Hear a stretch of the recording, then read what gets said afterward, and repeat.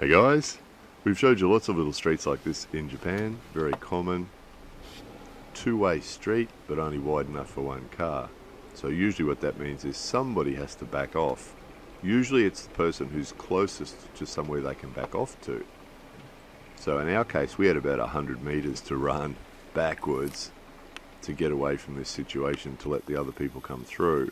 They had about 20 meters from where they are up there, the people who are facing us. And the old guy in the center there sort of got stuck. So usually whoever's closest to somewhere they can back up to will back up. That's usually the case, but occasionally you get someone who's maybe a little bit arrogant or a bit stubborn or doesn't have the skill. That's really common. Sometimes they might only have 10 meters to back up, but just don't sort of have the skill to do it. You might have 100 meters to back up, but it just might be quicker if you just back up 100 meters and let them through. So in this case, it looked like the old guy was trying to get into that little laneway there. Oh, it's all fuckhead.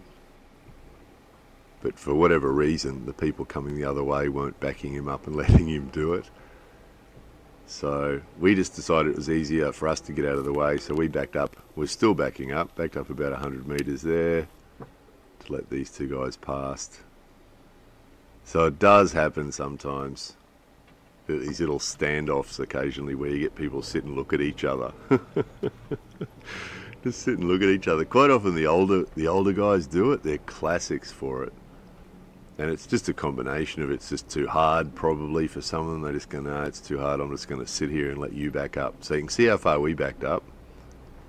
And for the people that were up here, they only had to go down this wall here and it spreads out and it's really wide. There's a big car park there on the right hand side. So they only had about 10 meters.